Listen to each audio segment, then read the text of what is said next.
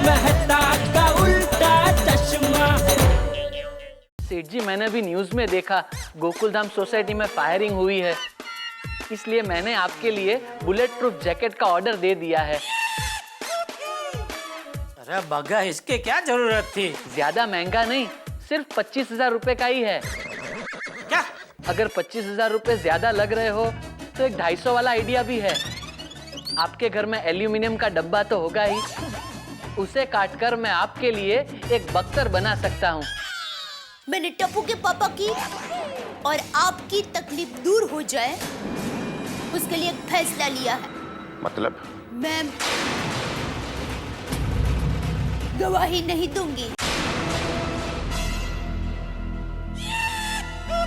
अब तक मैं दया को गवाही देने से रोक रहा था, अब मैं खुद कह रहा हूँ दया गवाही देगी। अब इस राणा का एक्शन देख। एक्शन।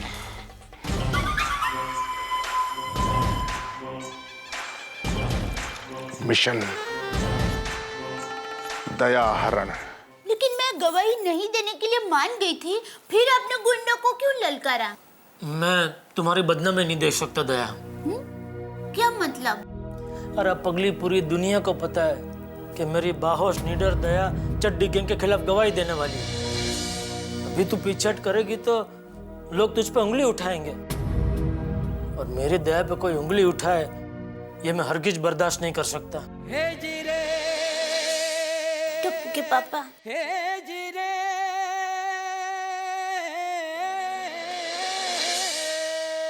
जय गिरधारी, खुश रहे दुनिया सारी, ये दुनिया मोह माया है, नश्वर अपनी काया है। हे गिरधारी, खुश रहे दुनिया सारी। जय श्री कृष्ण। बाबा, आपको सर पे लगा तो दर्द नहीं हुआ? हाँ। बेटी, अगर मन में भक्ति हो, भाव सच्चा हो, तो दर्द भी मीठा हो जाता है। अब जैसे तुम्हारे व्यंजन खाने में बेशक कड़वे हों, स्वाद रहित हों, लेकिन तुम्हारे पति के लिए तो उनका परिणाम मीठा ही होता है ना। एक मिनट, वो तो मैं। मेरा मतलब तुम्ही से था। ऐसे ही जीवन भर अपने पति को सात्विक भोजन कराते रहना, बीमारी से कोसों दूर रहेंगे तुम्हारे पति। जय गिरधारी। लेकिन बाबा, एक प्रॉब्लम है। तारक नाम मेरे पति मेरी बात समझते ही नहीं है।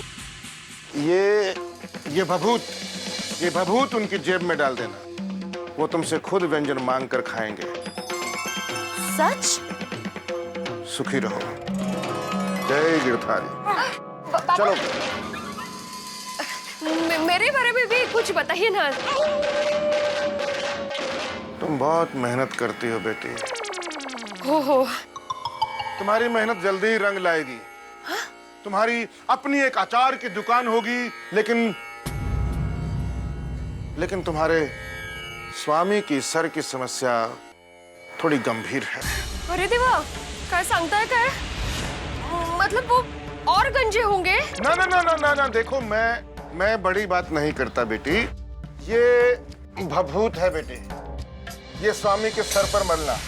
3 अमावस की रात लगातार आधी रात को उनके सर पे मसलना। तुम्हारे पति के सर के बाल जो हैं वो हमेशा रहेंगे। नशीब। दूधो, नहाओ, पूतो, फलो। नो नो ना ना ना ना ना। बेटी, हमारे गुरुजी को कोई स्त्री स्पर्श नहीं करती। माफ कीजिए बाबा, मेरे हस्बैंड है ना रोशन, उसकी भी। जानता हूँ, उसे मद्यपान का मोह है। मद अने पान मतलब मगई पान? नहीं रे नहीं, मेरे रोशन को मगई पान खाने की बिल्कुल भी आदत नहीं बाबा। नहीं रोशन भाभी, मद्यपान मतलब पार्टी शार्टी। अच्छा। बेटी, मद्यपान की समस्या अति गंभीर होती है बेटी, लेकिन ये संकट जल्दी ही दूर हो जाएगा। सच्ची?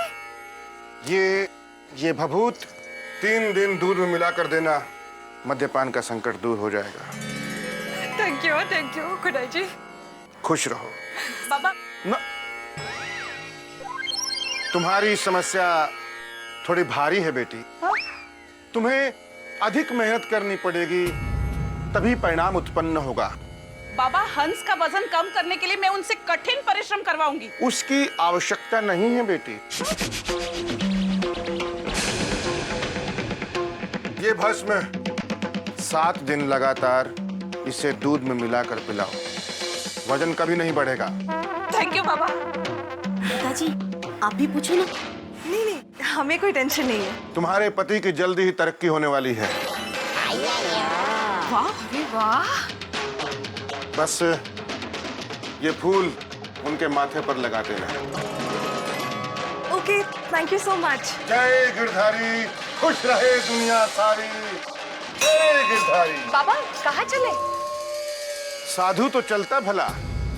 बाबा, हम सबका भला हो ऐसा आशीर्वाद दीजिए।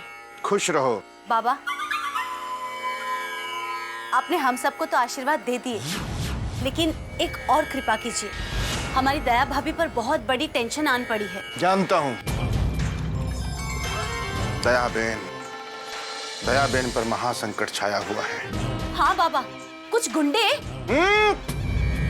इंसान इंसान होता है बेटी, उन्हें गुंडा मत कहो। जी बाबा, कुछ मनुष्य उन्हें बहुत परेशान कर रहे हैं। आप उनके लिए भी कुछ आशीर्वाद दीजिए। बाबा कोई उपाय बताइए ना। बेटा उपाय तो उनसे मिलकर ही बता सकता हूँ। आप उन्हें यहाँ बुलाइए, मैं बताता हूँ। पर दया बेन तो इधर नहीं आ सकती। आप उनके घर पे चलिए ना। हाँ माफ कीजिएगा, हम किसी के घर नहीं जाते। ना ना ना, बाबा कदापि एक नहीं। मिनट, मेरी आपसे विनती है। हमारी दया भाभी के घर पर बहुत मुसीबत आन पड़ी है, और उसी वजह से हमारी गोकुलधाम सोसाइटी पर भी मुसीबत आन पड़ी है। बाबा कृपा करके उनके घर चलिए प्लीज। बाबा आप ऐसे नहीं जा सकते। आपको हमारे दया भाभी के लिए कुछ ना कुछ जरूर करना पड़ेगा। बाबा कोई तो उपाय बताइए। उपाय है बेटी। सावन का महीना है, भोले बाबा को प्रसन्न करना होगा। तो उससे दया भाभी की मुसीबत चली जाएगी। ऐसी पूजा करेंगे कि उनकी सारी समस्याएं दूर हो जाएंगी। धन्यवाद बाबा, धन्यवाद। बस अभी क्षण भर विलंब न करें, जल्दी चलिए।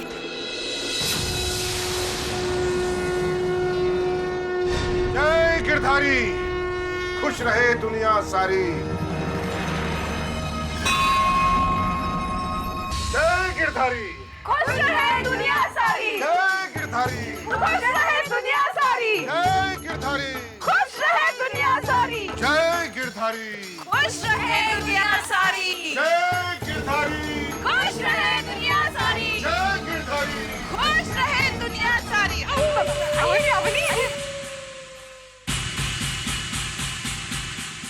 आप कहाँ जा रहे हैं बाबा? हम ही इन्हें दया भाभी के घर लेके जा रहे हैं। हाँ लेकिन ये तो कह रहे थे कि इन्हें सिर्फ मंदिर में जाना है। एक्चुअली हम लोग इन्हें जेठा भाई के घर पूजा करवाने लेके जा रहे हैं। हाँ। लेकिन मुझे इनकी फिर से तलाशी लेनी होगी। फिर से तलाशी? क्यों? कोई बात नहीं बालिके, ये बच्चा अपना कर्म बड़ी निष्ठा से कर रहा है, और हमें निष्ठावान लोग बहुत पसंद है। अपना कर्म कीजिए।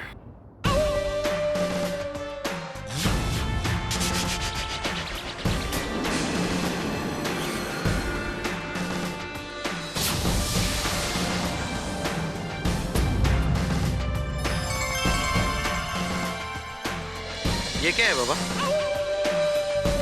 ये बच्चा प्रसाद है, भगवान का प्रसाद।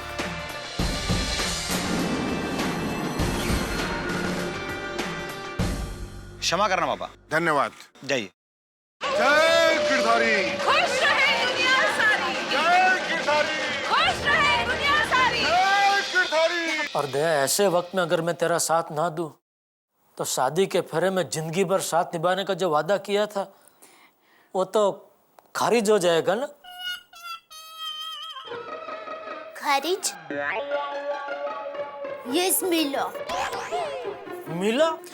वो कोर्ट में जज साहब को बोलते हैं ना, यस मिलो। वो मिलो नहीं, वो बोलते हैं यस माइलो। अच्छा माइलो। अच्छा दया, तू कोर्ट में गवाही देगी कैसे? हाँ। माइलो, मैं जो भी कहूंगी सच कहूंगी, सच के सिवा कुछ नहीं कहूंगी। ऑर्डर ऑर्डर, शांति शांति। क्या आप इसे जानते हैं? जी हाँ माइलो, मैं ही वो चश्मदीद गवाह हूँ जिसने ये क्रिकेट बैट जितनी हाइट वाले को गड़ा इलेक्ट्रॉनिक्स के गोडाउन में से एलसीडी चोरी करते हुए देखा।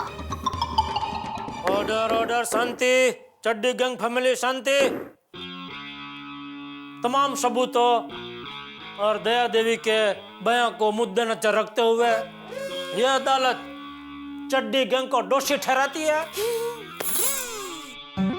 और दया देवी को अपनी जान की परवाह किए बगैर गवाही देने की हिम्मत के लिए जब चाहे जहां चाहे गरबा करने की स्पेशल परमिशन देती है। कोर्ट अड़जो।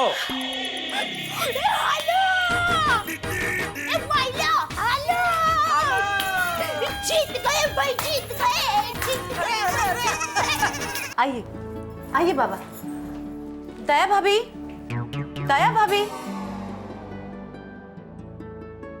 अरे अंजलि भाभी, माधवी भाभी, आइए आप लोग। हाँ जेठा भाई। जय गिरधारी, खुश रहे दुनिया सारी। बाबा, ये है जेठा भाई। जेठालाल डॉन राणा को चैलेंज दे रहा था ना, अब देखता हूँ तू कैसे अपनी पत्नी की रक्षा करता है। अरे दया, आई मैया। आओ नहीं, बैसो नहीं, बैसो। मतलब बिराजिए। ओह, आइए बैठे।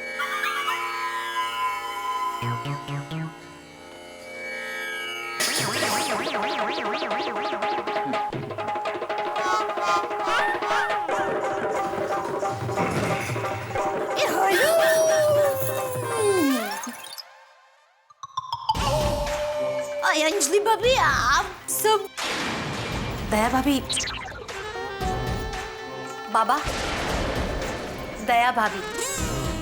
दया बेन, तो ये है वो चिंगारी जिसने डॉन राणा का सुख चैन जला के राख कर दिया। आज ये चिंगारी नहीं बचेगी। जेठा भाई एक मिनट। दया भाभी, जेठा भाई माफ करना, हम आपको कुछ बताए बिना बाबा को यहाँ लेकर आए। आप पर कौन है ये बाबा? ओ जेठा भाई, ये बहुत बड़े ज्ञानी बाबा है, अंतर्यामी है, अंतर्यामी। अच्छा जेठा भाई, इनके पास दिव्य शक्ति है। हम जब मंदिर में आप पे आए संकट का निवारण हो जाए इसलिए प्रार्थना कर रहे थे, तब ये बाबा वहाँ आए और हमारे बारे में सब कुछ सच बताया, हो कि नहीं? हाँ। अरे तो इनको हमारे बारे में भी पूछो कि चड्डी गैंग का संकट हमारे जीवन में से कब दूर होगा। इसीलिए तो जेठा भाई बहुत मुश्किल से मना के बाबा को हम यहाँ लाए हैं। मुश्किल से? हाँ, क्योंकि उन्होंने तो एक ही रट लगाई थी, हम किसी के घर नहीं जाते, हम किसी के घर नहीं जाते। असो। और पता है, शांति मंत्र से आप पे आए हुए संकट का निवारण करने वाले हैं बाबा। अरे अंजलि भाभी, इस शुभ दिन का तो मैं बरसों से इंतजार कर रहा हूँ कि कब मेरे जीवन में से सारे संकट दूर हो। तो चलिए ना, जल्दी से बाबा के आशीर्वाद लेते हैं। हाँ, चलो चलो चलो चलो चलो। बाबा, बाबा आशीर्वाद दीजिए, बाबा आशीर्वाद दीजिए।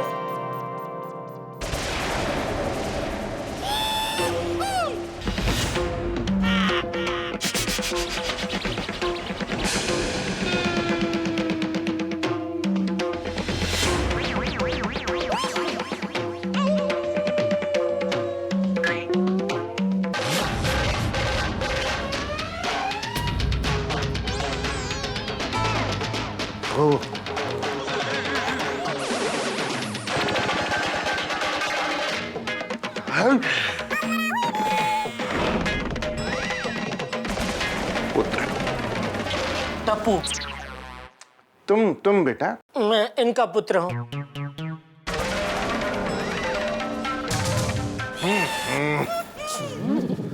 पुत्र, तुम्हारी पत्नी पर घोर संकट है पुत्र। अपने दृष्टिकोण से हम देख पा रहे हैं, तुम्हारे गांव में तुम्हारे घर के सामने एक पीपल का पेड़, उसके पास में एक कुआं और उसी के थोड़ा पास में एक छोटा सा मंदिर है कि नहीं? हाँ हाँ है तो बोलो ना भाई। है। बॉस ने भी क्या सॉलिड इंक्वायरी निकाल के रखी है। पुत्र, आपके घर में नकारात्मक ऊर्जा है, कुदृष्टि, शनि का प्रकोप है चारों तरफ।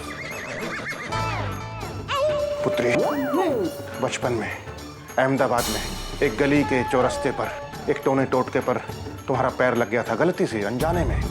तुम्हें जानबूझकर नहीं मारा, लेकिन वो बहुत बड़ा दोष था। उस दोष के तुरंत बाद एक काली बिल्ली रास्ता काट गई थी। उसी की वजह से तुम पर बहुत घोर संकट आ चुका है, तुम्हारे परिवार पर भी। और अगर तुमने दूर नहीं किया तो पूरे गोकुल धाम वासियों पर संकट काले बादल की तरह छा जाएगा।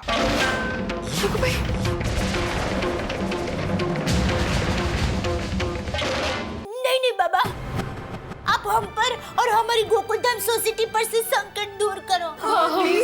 प्लीज। वही तो दूर करने आया हूं पुत्री।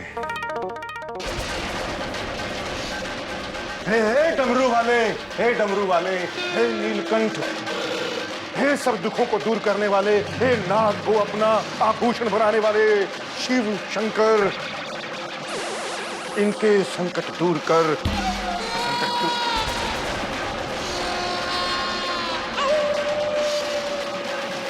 पुत्र, शांति मंत्र का जाप करना पड़ेगा। करो करो। एक मिनट जेठा भाई, शांति मंत्र हम सबको मिलकर करना पड़ेगा। हाँ तो करेंगे, हम सब भी करेंगे। लेकिन पुत्र, इस शांति मंत्र को संपन्न करने के लिए पूरे गोकुल धाम वासियों को एकत्र होना पड़ेगा, तभी इस घोर संकट से मुक्ति मिलेगी। हे डमरू वाले, इनके संकट दूर करना, ताकि हम चैन से सो पाए। आप? हम सो पाए मतलब जैसे शिव शंकर थे, उन्होंने सारे दुखों को हरण कर लिया था, सारा जहर पीकर नीलकंठ कहलाए थे, वैसे ही तुम लोगों के जितने भी दुख हैं वो सब मैं हरण कर लूंगा, तो तुम लोग चैन से सो पाओगे, तो फिर हम भी चैन से सो पाएंगे। धन्य, महान आत्मा है, सौभाग्य है हमारा आप यहाँ पधारे। वाह, कितने उच्च विचार है बाबा के। वाह बाबा। गोकुल धाम वासी कहाँ हैं? एक मिनट में बुलाती हूँ बाबा। चल लाओ बेटे। भक्तजनों, सभी लोग अपने मोबाइल स्विच ऑफ कर दीजिए, क्योंकि बाबा को शांति मंत्र में कोई विघ्न नहीं चाहिए। सॉरी। कर दिया। जी बब्बी, मैं तो सब कर रहे थे। जेठा भाई, मैंने कहा था जल्दी आइएगा। आ गए। इधर उतारा। चलिए कितनी देर? पेट खराब है क्या? नहीं, तो जल्दी किधर है आप? चलो अभी फोन ऑफ करो जल्दी। Phone, mobile. अंजलि, क्या ये सब? कौन है ये बाबा? ये बहुत ही सिद्ध हस्त बाबा है। इनको सबका भूत, वर्तमान और भविष्य सब पता है। शांति पाठ करके हम पर आए विघ्न का निवारण करने वाले हैं। अंजलि, तुम पढ़ी लिखी हो के इन बातों में यकीन रखती हो? और ऐसे वक्त में जब दया भाभी खतरे में है, किसी अनजान आदमी पे भरोसा कर लेना ठीक है क्या? बस इसी का डर है, कहीं ये मेरी बनी बनाई बाजी ना बिगाड़ दे। बाबा, हम सब यहाँ पे आ गए हैं, आप शांति मंत्र शुरू कर सकते हैं। हाँ। जहाँ पर श्रद्धा ना हो, विश्वास ना हो, वहां पर हम एक पल भी नहीं रुक सकते। जीवन में प्रथम बार हमारा घोर अपमान हुआ है, हम जिसे कदाचित सहन नहीं करेंगे। बालिकाएं चलो।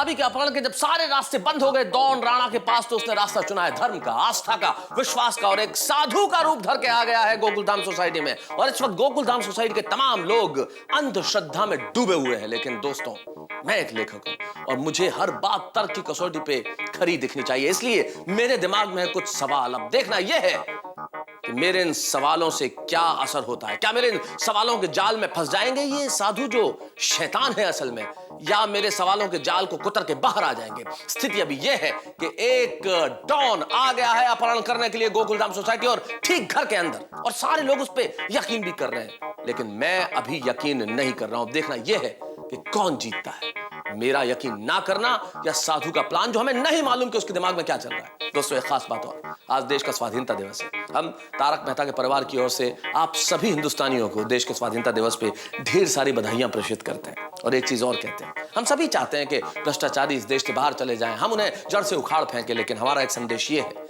कि भ्रष्टाचार अगर खत्म करना है तो सबसे पहले हमें बंद करना होगा भ्रष्टाचार। हम अगर छोटा सा भ्रष्टाचार भी करते हैं तो हमें रोकना होगा, और प्रेरणा लेनी होगी गड़ा परिवार के लोगों से। देखिए, गवाही देने के लिए उन्होंने अपनी जान जोखिम में डाल दी।